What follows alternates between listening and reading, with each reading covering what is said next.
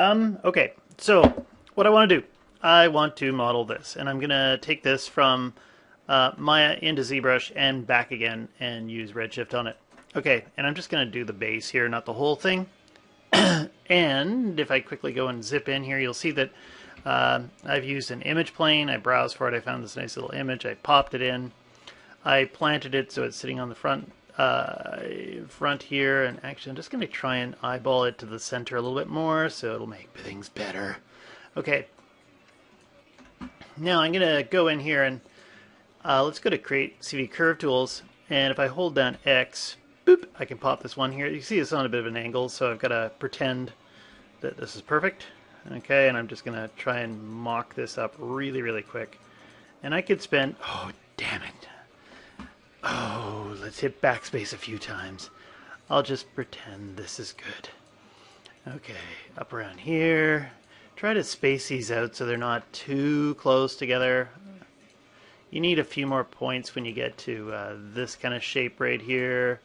Okay, trying to go as quick as I possibly can. Remember, every point here is going to be an edge loop of some kind. And so you want to try to keep them light. And then there's some kind of funky thing here. Great. And then here I'm going to spread them out again. I was just using the Create CV Curve tool. And I don't know what it looks like, but here I assume it's like a pineapple. And I can put that last point there. And I might just go and quickly grab the CV on that. And if I hold down X, I can snap it here to the grid. And I can kind of shape these a little bit different if I want to, just to kind of make my life more pleasant. Okay, great. Next thing, got this curve, got the shape. I'm going to go into surfaces, and I'm going to go to revolve. And in revolve here, got it going around the y-axis. Great, all the default settings are nice. But down here, the output geometry, I'm just going to switch from NURBS to polygons, and I'm going to have general quads and use the third option. There, and 1 and 1. That's the setting you need, the magic setting from NURBS to polygons. And when I hit revolve, I get this. I might decide after I see it that maybe I want more sections, so I can put in some more sections here.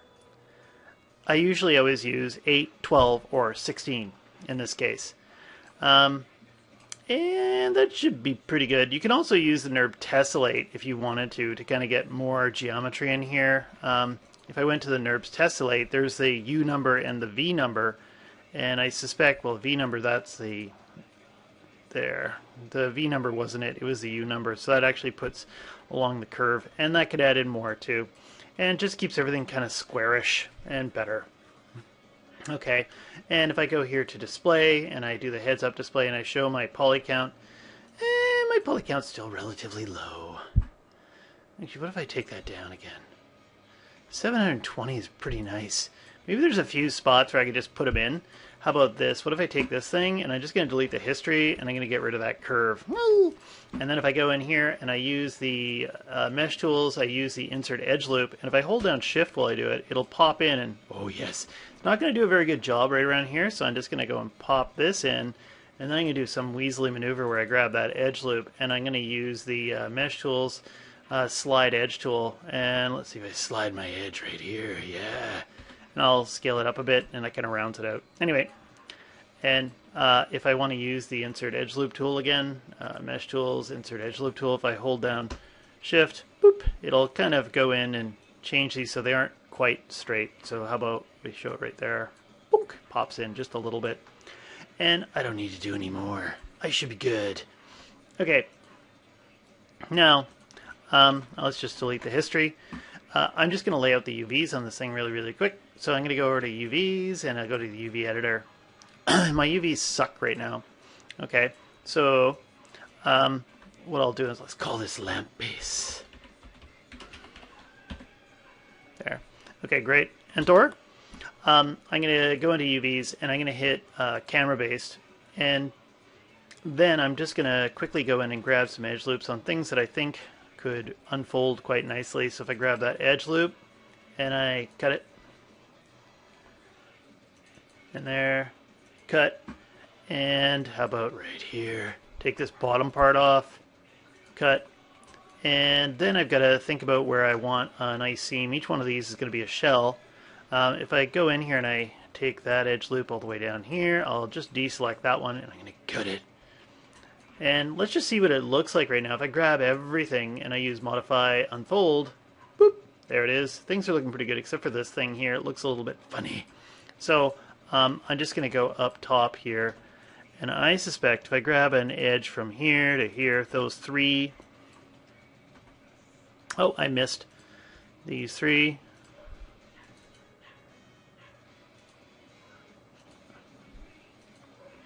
There. And if I cut them, and then I just go in, grab the UVs, and I hit Unfold again. Yay! And I can use my J to rotate it 90 degrees, and there we go. So now I've got that piece. And sometimes I tend to like pieces like this to be flipped upside down correctly. So if I go holding down J while I rotate, there. And that's not looking too bad. If you want to, after you've unfolded them, you can also hit Modify and hit Layout. And Layout always takes that top piece and does something funny with it. So I'm just going to hold down J. There. Move it over here. Actually, I might make that piece, because that's a fairly prominent piece with a lot of detail. I might make that one bigger. This one here I could potentially make a little bit smaller.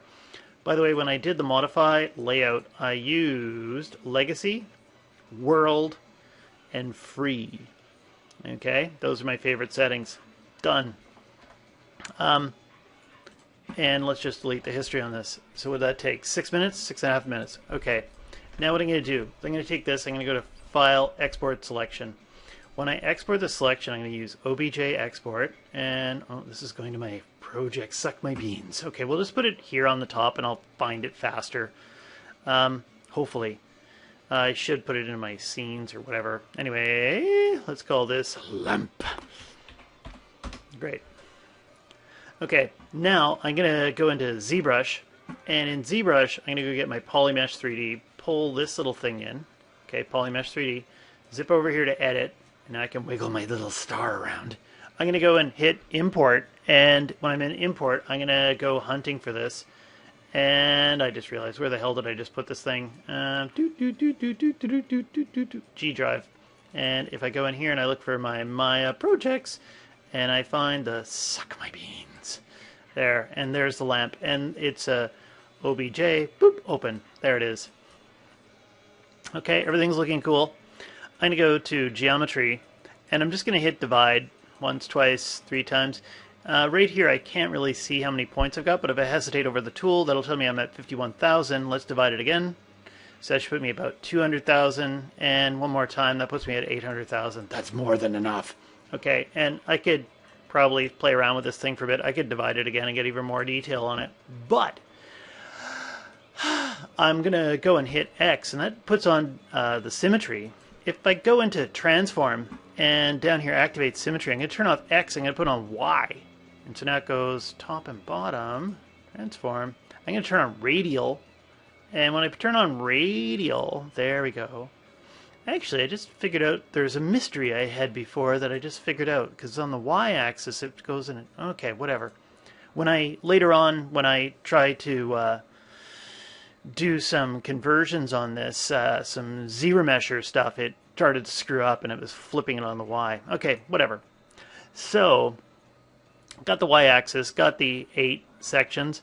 Maybe we'll switch here to a different tool. How about I go and I use Clay Buildup. And with Clay Buildup, I can come in here and, oh, that's a little bit big. I'm just going to go and make that smaller. And if I hold down Alt when I do it, I can chisel in and sculpt it out. I don't like that. You know what? Let's go back to the whatchamacallit, the standard brush. The standard was actually probably going to do a better job on this. And I can't remember where everything is in here. I always get lost. So just remember that B brings up the brush menu. S locates standard. And there it is, T. BST. I've got BST.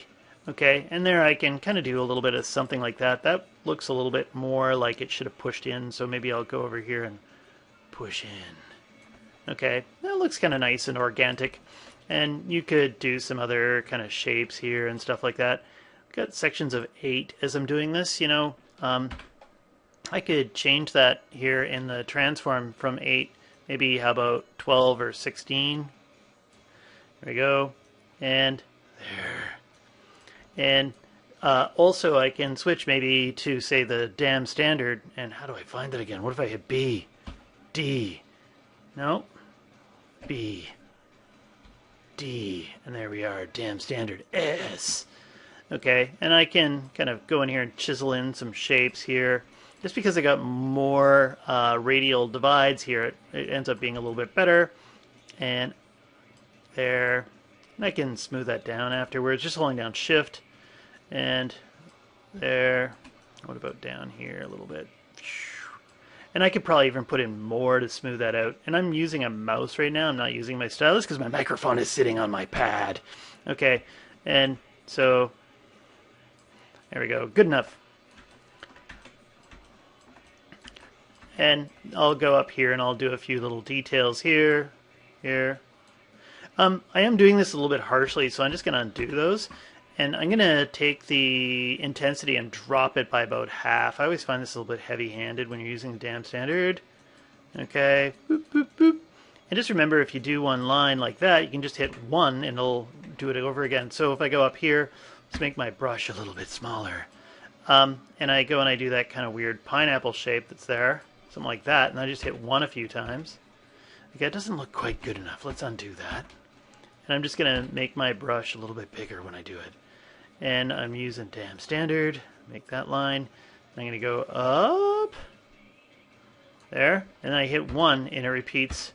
There we go. I like that better. Okay, and I'm not really looking at the image nearly enough, and I'll hit 1 a few times. There, we'll say that's good.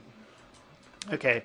And again, I can sit here and make more details and anything else I want to do. How about this? When I go down here, another good one is to change to the standard and then go in here and use drag rect and put in some kind of alpha. So you can grab some kind of shape off of here that looks kind of interesting. Whoop. And that one's kind of boring. How about something with a bit of a harder edge? How about that? And so when I pull it, still that's not hard enough. Something like a star. There we go. There's something. It's maybe is my intensity down a bit lower. Maybe I want to pull that up while I do it. Okay, and don't forget that if you hold down Alt, it'll push back. So it'll push in. So let's do this. Hold down Alt, and that'll push in, and I can rotate around and figure out what do I like. That's very American. I don't know if I like that.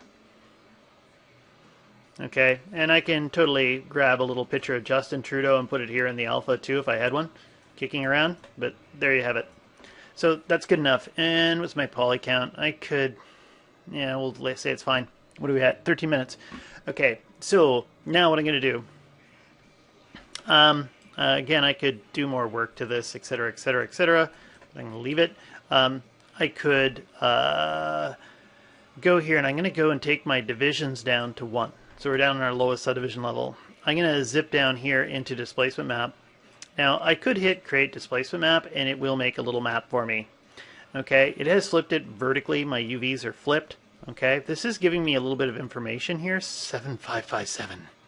0.07557. Okay. When you do this, you have to do a few other little steps to move it over. If you go down here at the bottom, it says create and export. You can flip your map vertically as you make it here. And I'm going to hit create and export map. And this is going to go lamp. And we'll call this lamp from Z. Okay, great. And it's going to come out as a TIFF. I'm not crazy about TIFFs, but whatever. I'll throw a TIFF. Okay, and I'll hit save. And it's going to generate the map and says display map. You want the base mesh too. And I have done a little bit of modeling and sculpting to this, so I sometimes will say, would you like to? Yes, yes, please. So it's gone in and exported it. And now we'll go back to Maya. What have I got here? Let's go in, and I'm just going to take that and I'm going to hide it. No. I'll take this thing and I'll just move it over a little bit. I could keep it here. You know what? I'm going to keep it here just for a second, just to also point out that when I bring this other object in, when I come in here to import, you want to make sure that when you're importing, if you're on OBJ, you look down here, there's a special option, single object, and merge into selected namespace and rename incoming with, does it tell me right there? It gives me that option. Anything that matches. So it's only going to rename objects that are duplicates. But there's lamp from Z. import. Boop. There it is. And you can see they don't actually match anymore, right? Like right here, that's the one that I made, and then this is the new one here. That's Poly Surface 1 that I just imported in. And I could even look here in the hypershade, and whenever I create a new object, it always comes in over here. So that's my Poly Surface shape. This is the original one. I'm just going to hide that. Okay, so now we're back to this.